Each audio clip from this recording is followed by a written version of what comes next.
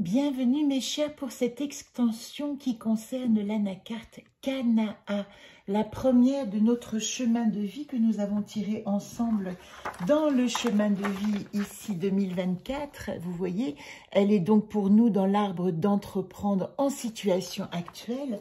Première anacarte, et puis je vous ai promis de vous en parler, de parler surtout de ces liens avec le Iking.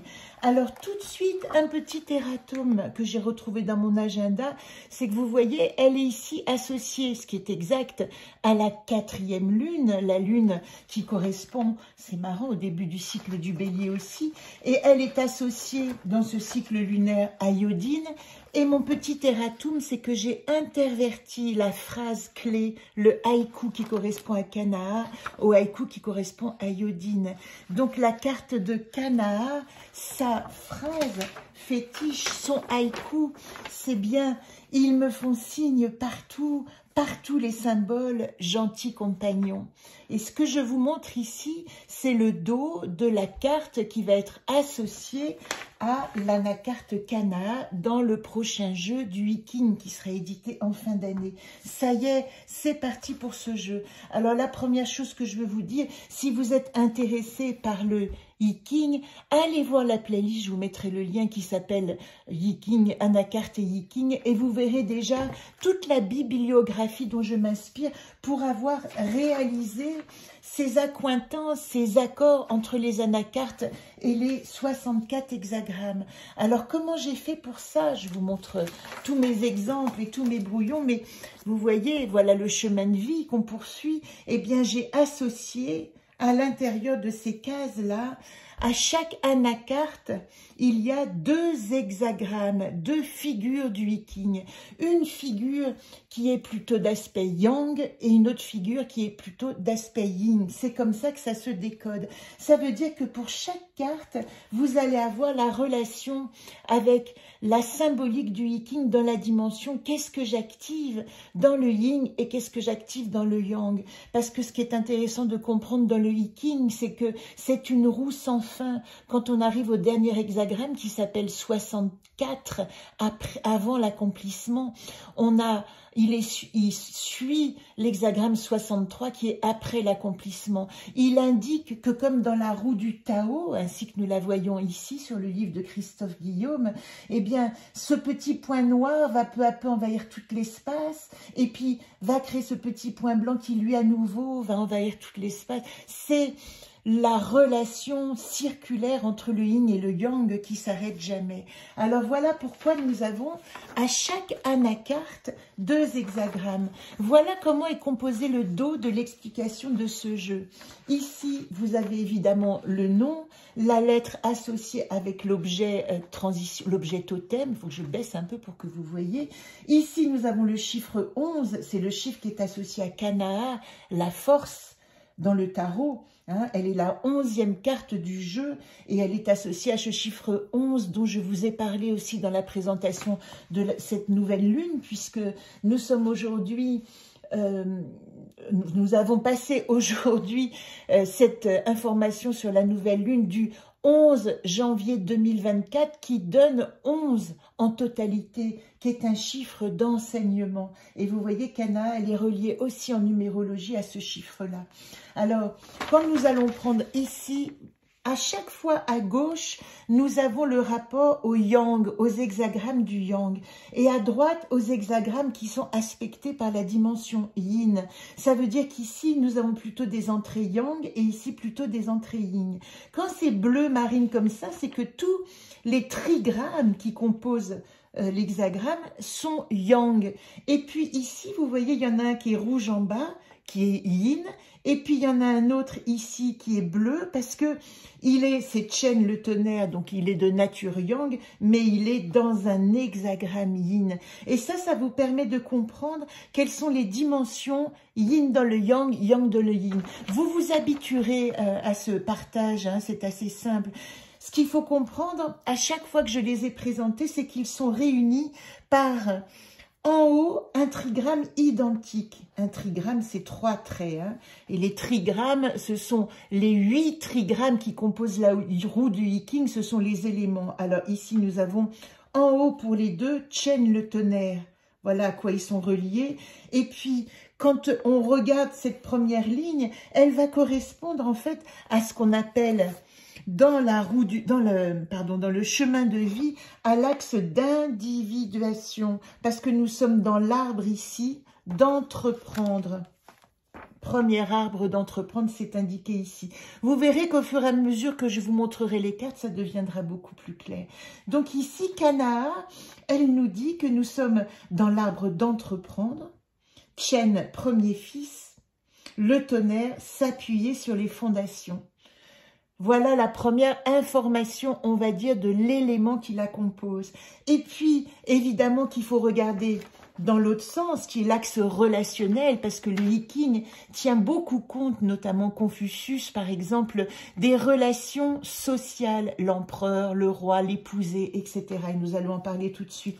Et ici, nous sommes là à l'anacarte 22, résolution, sublimation, qui comporte les liens entre la troisième fratrie, la troisième sœur qui s'appelle Twei, la joie, et le troisième frère qui s'appelle Ken, la montagne.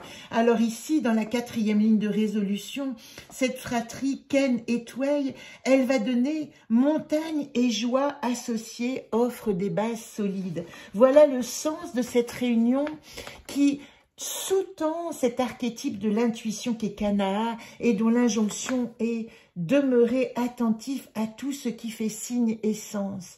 Alors, pour demeurer attentif, voilà les informations que nous allons avoir avec cet enseignement relié au Yiking. Déjà, d'une part, qu'il est dans le chemin de vie associé à la 22e place, ici, la 22e place, si vous avez retenu les enseignements de l'année 2023, le 22, c'est Voyat. Voyat, c'est la carte de la vérité, elle est associée dans le tarot au mat, le fou qui prend la liberté. Qu'est-ce qu'elle dit? Elle dit qu'en fin de compte, Kanaa, activer l'intuition, c'est peut-être arriver à rentrer en vérité avec soi profondément, mais aussi accompagné du mat à la liberté d'être soi. Et ce mat, il nous rappelle cette notion d'être fou et d'être sage, et que la sagesse, la rationalité, elle ne suffit pas pour se conduire dans ce chemin de vérité. Voilà ce qu'elle veut dire. Après, alors là, je vous détaille tout ce qu'il y aura au dos pour que vous compreniez. Vous pourrez y revenir puisque ce sera une playlist définitive qui nous présentera toutes les cartes. Ici, porte du détail. Pour l'hexagramme 62, je vous ai même pas donné son nom, mais c'est celui-là. Gyao Kuo, la prépondérance du petit, donc qui est constitué de Chen et de Ken, hein, celui-là. Il est relié à ce qu'on appelle la porte du détail.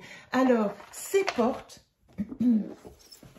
elles appartiennent à ce livre très précieux qui a fait partie de mes ressources quand j'ai étudié le Human Design il y a 3 ans. Donc, j'ai passé 2 ans à décortiquer le Human Design. Et ce Rav I Ching, ainsi qu'il est appelé, il nous donne toutes les portes qui vont être en relation, vous voyez, les portes d'entrée, c'est-à-dire les hexagrammes qui vont nous permettre de comprendre notre diagramme du Human Design. On y reviendra sur le Human Design. Retenez simplement que ces portes qui sont vraiment des spécificités propres à l'hexagramme, elles parlent ici du détail, acuité d'analyse, nommer les choses pour les rendre compréhensibles et partageables. Et en fait, ici, vous avez des mots-clés qui vont vous permettre de comprendre comment vous allez pouvoir vous relier profondément à votre intuition. Ici, on parle d'immobilité, on parle d'attention, on parle de présence extrême aux détails, on parle de s'attacher aux petites choses, être à sa place, finesse de perception liée à une humilité de chaque instant. Et vous voyez, cet hexagramme-là de la montagne, de Ken, la montagne, il dit que l'immobilité et l'économie d'action, la persévérance qu'on peut mettre à un moment donné dans la petite action, c'est ça qui va nous ouvrir à d'autres sens, à l'intuition. On ne peut pas être que fait d'agitation pour recouvrir, pour retrouver son intuition. Et ça, c'est confirmé par la dimension yin de Kanaa, Kuei Mei, l'épouser à l'hexagramme 54, rester à sa place avec humilité. Ici, nous avons puissance de l'attention aux détails et ici, rester à sa place avec humilité. Ici, nous sommes dans la porte, donc dans ce dont je viens de vous parler, la porte de l'ambition. Parce que dans cette notion d'épouser qui reste à sa place, ça sous-tend toujours l'idée que si je reste à ma place, je vais monter dans la hiérarchie. Il y a une obsession qui sous-tend de réussite, un désir de transformation, se soumettre aux forces supérieures sans renoncer à sa dimension. Adaptabilité. Ce qu'elle dit, cette carte de l'intuition, c'est que l'action ne va pas être extérieure, elle va être intérieure. Je me soumets, je suis l'épouse humble, je suis dans l'immobilité, dans l'attente et dans l'observation. Et cependant, en moi, un mouvement se fait d'objectifs d'évolution, d'objectifs de transcendance, d'objectifs de progression. Alors c'est intéressant parce que vous voyez dans les éléments, nous avons les épousailles, on va dire, de Tuei, qui est le mouvement et la joie, avec Ken, qui est l'immobilité et la persévérance. Ici, ce n'est pas un feu de paille, hein, quelque chose qui démarre et quelque chose qui prend place. Ça met du temps et c'est à l'intérieur que peu à peu ça se met en place, mais c'est la base, la fondation de ce que je vais devenir. L'écoute à mon attention est la fondation de mon devenir.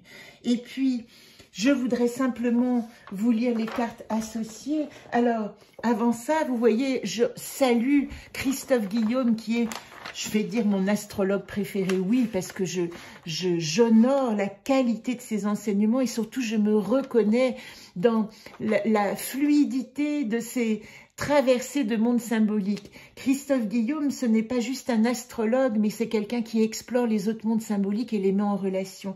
Et il a créé ce livre, Yi King, Tao et Astrologie, qui nous permet de créer des liens entre l'astrologie. Alors, je vais retrouver simplement les hexagrammes, le 54, ici. Excusez-moi, je croyais que j'avais mis une petite carte dedans. Voilà, 54. Alors ici, qu'est-ce que nous avons? L'épousée. Et je vous l'ai mis, vous verrez, mais alors en très réduit, ça c'est pour les gens qui sont férus d'astrologie. Eh bien, ici, la prépondérance des petits, elle va nous demander d'être attentifs dans nos éléments symboliques, astrologiques, à notre notion de terre, à la Vierge, à Mercure, la Vierge, aux rétrogradations, parce que ça parle d'une certaine manière d'immobilité. Et puis, ça, c'est relié, alors je peux vous faire un stop, mais vous pouvez surtout commander ce bouquin si ça vous intéresse, hein, de voir les corrélations. On retrouve un archétype, voilà, dans, alors excusez-moi, je suis évidemment à la bonne, pas à la bonne page, je vais vous montrer le 62. Le 62 qui nous dit « La maîtrise de Terre de Mercure rend cette planète très empirique dans ses apprentissages. Elle accroît non seulement ses forces d'introversion, mais aussi ses capacités de gestion de calcul. En un mot, d'analyse. Voilà dans la prépondérance du petit et dans notre dimension intuitive qui est reliée avec Kanaa, cette nécessité d'être attentif aux détails. Et puis si nous prenons l'hexagramme de l'entrée du yin ici, eh bien ce sont les énergies vénusiennes de la balance et de la maison 7, le rapport aux autres. On retrouve beaucoup un archétype balance maison 7 au travers de ces énergies. Les forces de Vénus agissent au niveau social, relationnel, affectif.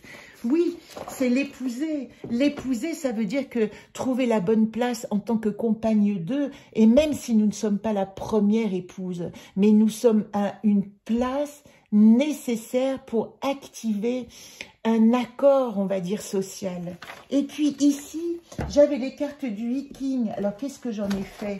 Bonne question, je les ai égarées. Ah non, c'est ça que je voulais vous montrer. Dernier livre.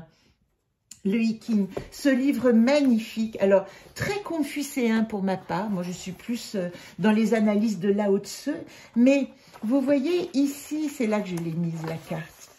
Il nous parle, il a changé le titre, alors je vais prendre 62 d'abord pour le côté yang, ici.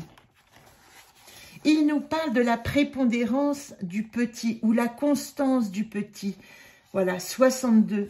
Et il nous dit principalement, cet hexagramme indique le succès pour les petits, la juste persévérance mène à la récompense. Ne vous mettez pas en avant, n'entreprenez pas de grandes choses. Il ne s'agit pas de clamer haut et fort son intuition ici, hein. Il s'agit de l'activer avant qu'elle ne donne source à des capacités d'action. C'est important de respecter ce temps d'immobilité que nous conseille la dimension Yang en nous disant « restons calmes ». Et puis, pour la dimension Yin, donc de l'épouser, nous avons la jeune mariée. Traitez chaque événement comme s'il s'agissait du mariage de votre fille. Le mariage d'une jeune fille est l'élément le plus important au monde. Il est comme l'union du ciel et de la terre, sans laquelle la vie ne pourrait continuer. Et dans cette humilité de position, dans cette humilité où, quand on a une intuition, on ne va pas la donner au monde, on va la garder précieusement en se disant « Tiens, j'ai ressenti quelque chose d'important », on va lui laisser le temps, encore une fois, de prendre sa place, de prendre son importance et puis d'agir pour la communauté, puisque nous sommes dans la maison 7, hein, pour la relation aux autres, mais pour la bonne coordination des choses. Voilà pour Kanaa, la première carte qui nous accompagne cette année dans notre rapport au Yi-King. N'hésitez pas à me donner des commentaires. C'est pointu parce que c'est vraiment réservé aux personnes qui ont envie d'aller plus profondément dans le Yi-King. Il y a évidemment plein d'autres informations. N'hésitez pas à regarder ma playlist qui vous donnera beaucoup de pistes pour vous guider dans les livres qui pourraient vous intéresser. Je vous dis à la prochaine.